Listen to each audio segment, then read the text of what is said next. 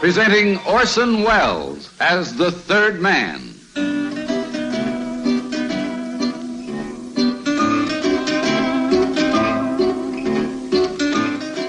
The Lives of Harry Lime, the fabulous stories of the immortal character originally created in the motion picture The Third Man, with zither music by Anton Karas. Now, here's a little anecdote taking place in the city of Bordeaux. It has to do with a phase of my hectic career which was almost exclusively a chase. I was a big boy by then, but there's a school teacher in the story all the same. His name was Professor Saint-Pierre. He didn't mean any harm, but he caused me plenty before it was over.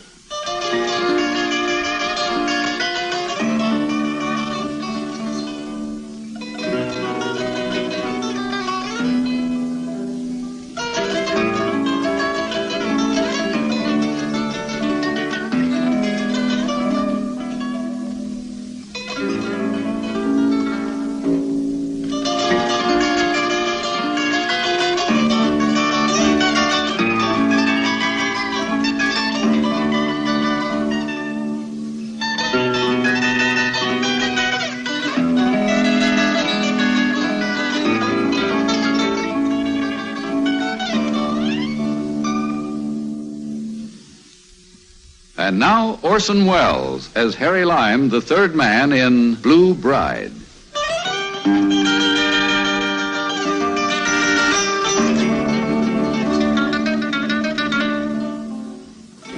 Now, this little cautionary tale took place a couple of years ago in the French port of Bordeaux. I'd taken lodgings above one of the choicest dives that the place has to offer. The proprietress was an enormous woman called affectionately by the sailors La Grosse Fifi, a formidable female if I ever saw one. I found the location a convenient base for certain of my business transactions. I'd circulated a rumor that I was writing a book about the waterfront. Unfortunately, Saint-Pierre got wind of it, and evidently La Grosse Fifi mistook the little teacher for one of my clients and let him up. I was going over some accounts when there was a knock on my door. Who is it? It is I, Professor Saint-Pierre from the lycée. I desire very much to speak with you. Saint-Pierre? Who are you? Please, it is of the utmost importance. I will not take up much of your time. Okay. What is it? Those papers on your desk. Notes for your book, no doubt. Oh, yes. Matter of fact, they are. I'll just gather them up and put them away. Oh, no, please. I do not mean to interrupt your work, mon cher Dr. Lime. I have long thought that some scholar should write a book on the waterfront of our beloved Bordeaux. Such a wealth of material, the mixture of dialects, the different racial strains, the songs and stories of the sailors. I cannot tell you how happy I am that someone like yourself has the time to devote to this project. Well, that's very kind of you, I'm sure. Dr. Lime, with all the deference to a scholar like yourself, I must make a confession. I am only a humble teacher, but for many years, I have dreamed of doing just what you are engaged in. Really? I wanted to write a book about the waterfront of Bordeaux. Well, why don't you? I have neither the time nor the money. All winter, I must teach at the lycée. During the summer months, I act as a tutor to make a little extra. Oh, you do, yes. I would like you to have the use of these notes of mine here. I have them in my briefcase. Many hundreds of pages. You see, language is my speciality, and I have noted down specimens of all the different dialects to be found here. I see. I would like you to have them here. Well, I'm very indebted to you, Professor. Professor Saint-Pierre. Here is my card. Thank you. I'll return your notes when I finish with them. And now I hate to seem rude. Of course, I understand. You're anxious to get on with your work. What is that noise? It seems to be coming from over our heads. Sounds like someone on the roof. Making repairs, I guess. It seems strange to be making repairs at night. Are you sure it is? Yes, it's nothing to worry about, old man. Now, good night, Professor Saint-Pierre. You really must excuse me. Yes, of course. Yes. There is just one more thing. I hesitate to mention it. Qu'est-ce que c'est? The professor jumped out of the way just in time. The body of a man half fell, half jumped into the room, landing crumpled at our feet. Qu'est-ce que c'est? Qu'est-ce que c'est? Who is this man? It's one of the workmen around the place. I'm afraid he's been hurt. Yes, there is blood on his head. I think we should get a doctor. I wonder if you could... Yes, a doctor, of course. I will go right away. That's very, very good. I'll do what I can for him in the meantime. Yeah, Thanks very much, quick. old man. Good. Now, get up, you fool. You're not hurt. Raoul, you hear me? when I ran, they shot it. Are you hit? No, but Just my a head... cut from the glass. We'll fix it later. You'll live. Not that you deserve to. Fifi! Fifi, viens ici. Que voulez-vous, monsieur? Come up here. Oui, chérie. Raoul's in here. Had a little accident. But how did he? Ah, the skylight. You will pay for the glass. Yes, I'll pay for the glass. He's dead? No, he's not dead, only resting. Now, here's what I want you to do for me. You know that little man who just left here? Oui, the little one. Yes, he's coming back in a few minutes, and you are not to let him in here. Do you understand? Oui, monsieur, I understand. Good. If he tries to come up again, I will crack a bottle over his head. Fifi, I adore you. All right, Raoul, now tell me what this is all about. Did anyone follow you? Yes, but I lost them 6 blocks away. I was afraid of the streets, so I took to the roofs. I had to hide somewhere, so I came here. You picked a fine time. What happened? Did you get into another fight? I told you, old man, any more brawling, and our deal is off. This time it was no fight. Barras knows about us. Barras? Commissar of police. How could he know? Talk, you fool. Talk! Please, monsieur, do not shake me, my head. You'll be worse off if you don't tell me. How do you know Barras knows? Are you sure? Oui, I'm sure. I passed 45,000 franc notes myself. We have so many. Oh, no, please. It's that little Marianne. She kept wanting me to buy her. Idiot, I gave you orders that none of that money was to be used in France. But for a man to carry that much money around and not to be able to use just a little, I never thought. And today the shopkeeper turned in an alarm, and before I knew it, I am being chased. Listen, old man, another stunt like this, and the police won't have to chase you. Now get out. I'll call you when I want you. Go over and wash the blood off. Barras, the only man I really was scared of in the whole city of Bordeaux. Barras, the young, dynamic commissar of police. He had a reputation for tenacity and integrity, which made jobs like mine very far from easy. You see, I was in competition with the French government. We were both printing money. I was selling my currency to sailors and traders on the way to French West Africa, where chances of detection were much less. In a few days, I had an appointment with a trader on his way down there, which promised to be my biggest deal. But how much did this man Barras know? I had to find out. I made some inquiries.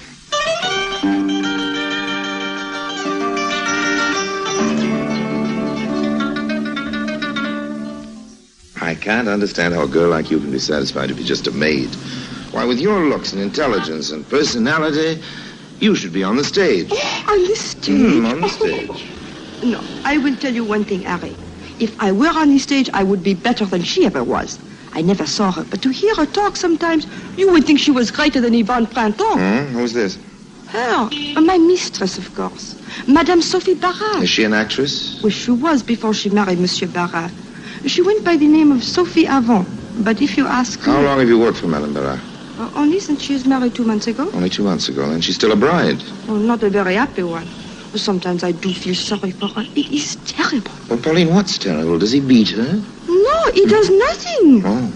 All the time, it is work, work, work. That is what she said to him last night. I heard them as I was clearing the table. What? That's all I ever hear. Oh, I'm sorry, darling. We never go anywhere together. Half the time, we do not even dine together. Is this the way you treat your bride? Sometimes I'm not even sure that you love me. Ah, no, Sophie, this is not fair. Would I have married you if I did not love you? You see, you are raising your voice to me already. But I am only trying to tell you that I must have loved you, or I wouldn't have... Aha, you speak in the past. This means you no longer love me in the present. Oh, but I do, my little one. Come here.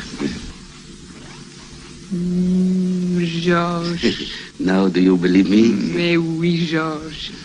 Georges. Yes, my sweet. Perhaps we could go somewhere this evening.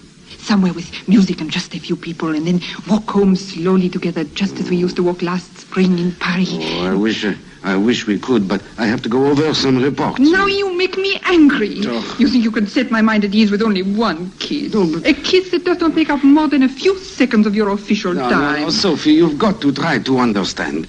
There are some things which I cannot entrust to anyone else, and this is one of them. A vicious ring of counterfeiters has evidently descended on Bordeaux. We almost caught him in today, but he disappeared down near the waterfront. But next time we will not fail. Meantime, I must try to trace the bills to their source. This is all very well, but it seems to me that you are more concerned with your work than you are with your poor wife. Oh, you refuse to understand. You also refuse to understand. You even refuse to tell the truth. You say you love me and you want to be with me, and then you... Oh, I don't want to hear anymore. I'm going to the office. Oh, Georges.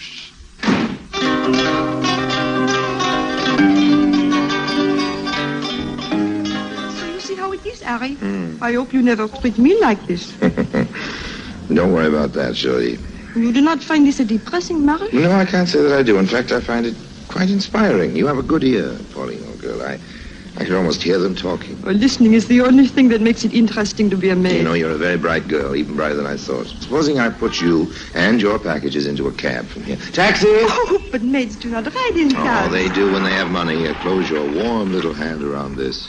Oh, Harry, so much. Not as much as you deserve. Au revoir, my dear. Keep those pink little ears open, and tomorrow, if you have some information for me, I'll give each one of those pink little ears a little kiss. Oh, Harry.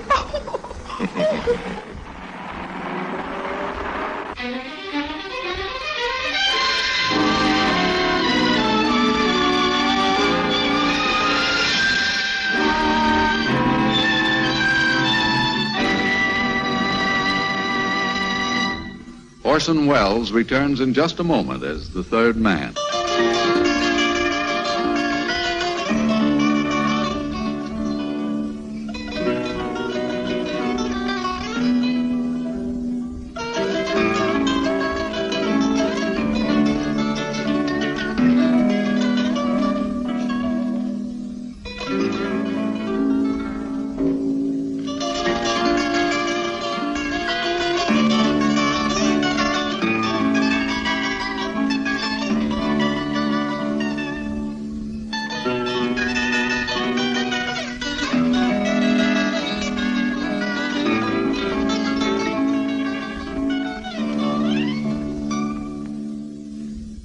And now, Orson Welles, as the third man, continues with The Blue Bride.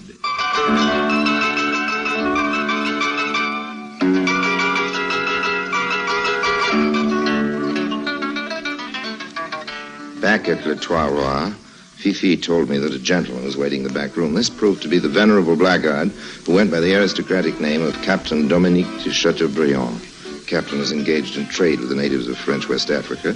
It was on him that I hoped to unload a large amount of my counterfeit stock. Ah, Monsieur Lime. Enchanté de vous revoir. Enchanté. What can I do for you, Captain? As you know, I am dealing with some natives in the interior.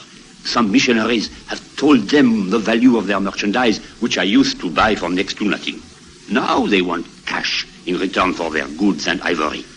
If your money is as good as I hear it is, they will be quite happy with it. Until they try to spend it, of course. But by that time, I will be well out of the way. Clever man. You agree with me, Monsieur Lime? Entirely. I shall be happy to be of service. Bon. What is your denomination? Well, that sounds like a personal question. I mean, how large are the counterfeit bills? 5,000 franc notes. May I see one, please? Sure. I have one here. Ooh, very good. Good enough for the purpose, anyway. How many will you need? I will need at least 50,000 of these notes. Oh, that's a lot of money, Captain. It's more than I have with me, in fact, but I can get the rest from my source in Paris if you can wait a week or so. Yes, I can wait. If you will guarantee to have it here within a week, and at the regular rate. Agreed. Très bien, monsieur. Au revoir, monsieur. Au revoir, Captain.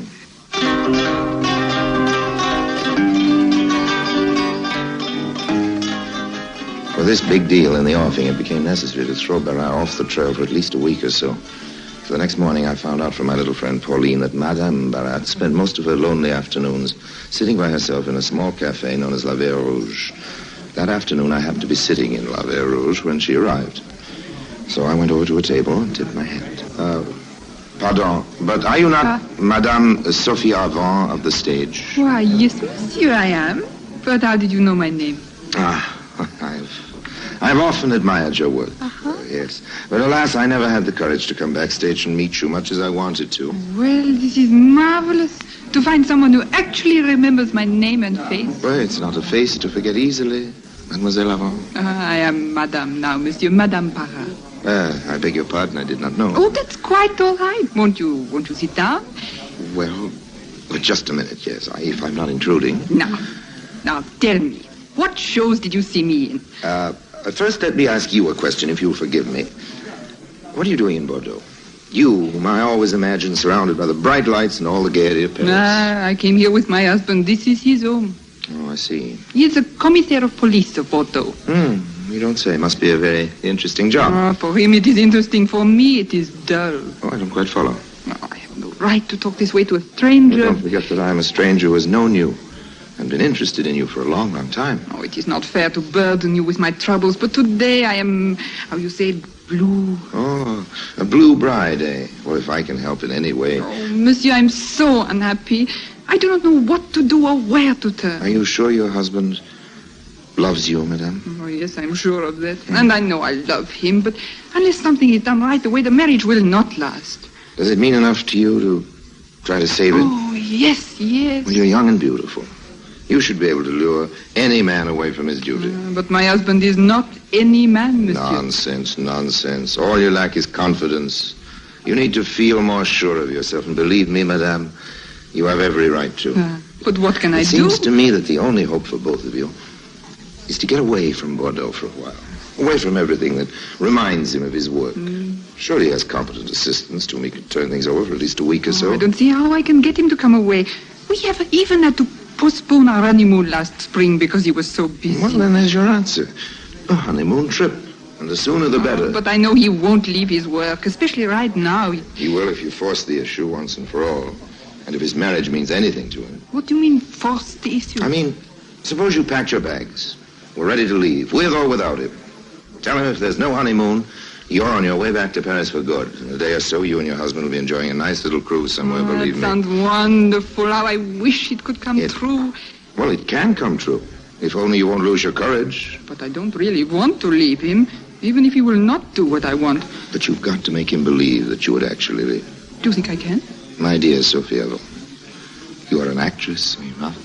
Of course I am. Of course you I'll are. do it. I'll do it this very evening. Oh, monsieur, I can't tell you how grateful I am to you. No, please. And now I must go home and make preparations. Look out, it started to rain again. Do you have an umbrella? Oh, no, I ran out of the house without one. Here, take mine. Oh, no, I couldn't. I insist. Oh, thank you, monsieur. You are a true friend. Au revoir. Au revoir, madame. And I wish you both much happiness.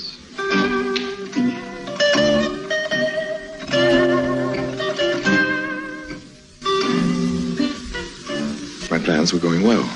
The next morning, Pauline told me that Monsieur and Madame Barras had suddenly decided to take a little trip. They were leaving the next day for a week or so. Believe me, I breathed a sigh of relief. The day after their scheduled departure on their overdue honeymoon, I got a wire from Paris. I was to pick up a shipment of money from a carrier who'd arrive shortly at the airport. So I met the carrier, picked up the suitcase full of phony 5,000-franc notes, and hailed a cab. Sailed past. I tried another, no luck. I started to walk back toward the city. I didn't know at the time that in a black police limousine not far away, a conversation something like this was going on. Oh, Georges, I'm so happy. Soon we'll really be alone together. I must confess, I am not sorry you forced me into this position. I am happy myself. This little vacation will be so good for us both. Oh, there he is. There, who is? It is he, the kind gentleman from the cafe. I don't even know his name, but we owe everything to him. But I have no idea what you're talking about. Oh, please, George, let's stop. I must speak to him for just a moment. Oh, you mean the man with the suitcase? Yes. But he's going in the other direction. Oh, slowly, take a minute. We have time. Oh, please, George, it means so much to me. Have the driver turn around and follow him. Oh, I don't know what feminine madness this is, but today I can refuse you nothing. Oh, it's not madness. I just want to say a few words with him and return a piece of his property. Pauline put it among your things by mistake. All right, all right. Duclos, turn around and follow the man with the suitcase. Call him. Call him. Maybe he'll stop. Hey, you with the suitcase, stop! Oh, he's only walking faster. Oh, can't we get through this traffic somehow? The sooner the better. Duclos, turn on the siren. When I heard the voice shouting at me to stop, I could only think of getting away, naturally. And then when I heard the siren, that was the end. I turned a corner quickly and started to run. After all, when one is carrying a fortune and counterfeit bills in a police car with a siren is close behind, I cut across a little park. If I get to the other side in time, I might be able to throw them off. But just then, I ran smack into a little man in a white suit. The heavy bag I was carrying threw me off balance for a minute, long enough for him to grab me by the lapels. With a broad smile, I saw to my dismay that it was the ever-helpful Professor St-Pierre. Ah, Dr. Lime, how fortunate that I should run into you. Yes, Although yes. it was really you who ran into me, huh? That is a Yes, joke. yes, a very funny joke. I'm in a hurry. I'm awfully But sorry. I want to ask you about that poor workman who fell through the roof the other night. How is he? It's What about fine, his family? If I could be of any Thank you. financial help to them, or No, if there is anything I can do for you. You can get out of my way. Dr. Lime, I am surprised at you. I know you are a busy man, but I pushed him roughly out of my way and ran on. But valuable seconds had been lost. I reached the other side of the parking. I called, "Taxi! Taxi!" A long black car rounded the corner. I recognized it in time and started to run again. I ran up the steps of a large building. I realized it was the public library and decided to seek refuge there, but the weight I was carrying made me trip on one of the stone steps, and I lost my balance, and the suitcase went flying, skinned my knee, and my palms of my hands were all bruised. An old man insisted on helping me to my feet, fussing over me. The suitcase had rolled down the steps. The old man chased it. I couldn't wait. The only thing in my mind at the moment was escape. I have an aversion to French jails. I ran up to the big brass doors at the top of the steps. Just as I reached the entrance, a uniformed guard was stretching a metal grill work across it. He was most polite. Sorry, monsieur, but library hours are over for today. You will have to wait until tomorrow. I ran down the steps again. In a cold sweat, I hurried into the street, heard the shriek of brakes, and I'd been narrowly missed by a truck. I hurried on, ran smack into the arms of a traffic policeman. The gendarme held my arm firmly and stopped the truck to bawl out the driver. What's the matter with you? Didn't you see this man? You almost killed him. But officer, His signals were against you, not against him. You're a menace to pedestrians. This poor man here. Let me see your please, license. officer, it's quite all right. Begging your pardon, monsieur, but I am here to protect your rights. very These kind of fellows you. must be taught a lesson. So I was forced to stand there with a policeman in the middle of the busy street while he upbraided the driver. The siren grew closer and closer. When the gendarme finally released me and I reached the other side of the street, another whistle blew. Hey, hold that man, Monsieur Berard. In a flash, I felt the gendarme's hand on my arm again, and we were standing beside the big black police car. Well, sir, you gave us a merry chase. What was all the hurry? Why did you run away, monsieur? You? Yes, it is I whom you advised in the cafe, you remember? Oh. I saw you from the car and I wanted to say thank you and give you this, your umbrella. My umbrella? Yes, you lent it to me that day. Oh. Now perhaps you will explain your anxiety to avoid us, Well, this is very embarrassing, really, especially since this is a police car. You see, it was the siren. I have a phobia about sirens. Ever since I was a child and had to run from a burning house, I've had this same unreasoning fear. No matter how much I analyze it, it's something I just can't control. I have to run. Yes, I feel like a fool, but that's the way it is. Every time there's a fire in the neighborhood, I have one of these same running fits. All sirens sound alike to me, you see. I see. How unfortunate. What is this? What happens here? Professor St. Pierre. I saw you from the other side of the street, and I came over to see what was the matter. Very kind of you. Bonjour, Saint-Pierre. Do you know these men? Indeed, I do. This is Dr. Lime, the scholar who is here in Bordeaux doing research for a book. Oh, yes, that's right, yes. An eccentric scholar. Yes, eccentric All scholar. scholars Yes, are eccentric. Well, perhaps you are right. This was a stroke of luck. For once, the helpful professor really helped. He continued to talk to Barras about me until the policeman's suspicions abated. I was finally able to say my goodbyes and start walking away from the group when Sophie Barras called after me. Monsieur, you had a suitcase. I must have dropped it. Oh, well, wait. We will help you to find it. No, don't bother. I'll get it.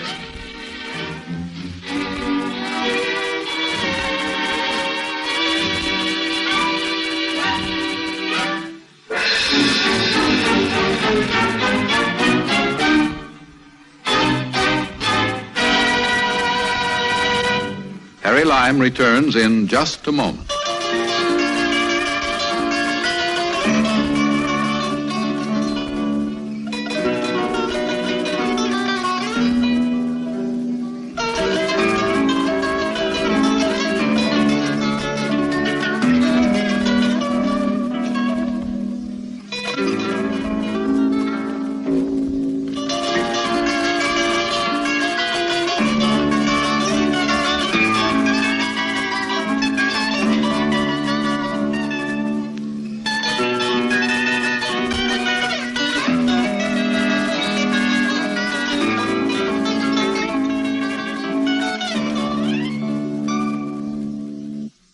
And now, Harry Lime.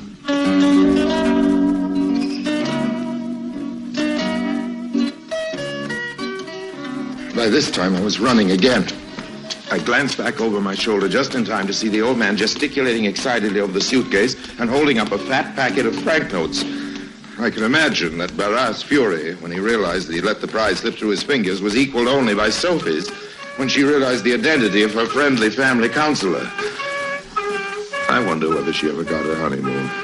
I heard the siren again in a few seconds, but this time I made good my head start And as the sun sank over the sea, I bade farewell to beautiful Bordeaux, to my beautiful little waterfront business, and to the beautiful blue bride.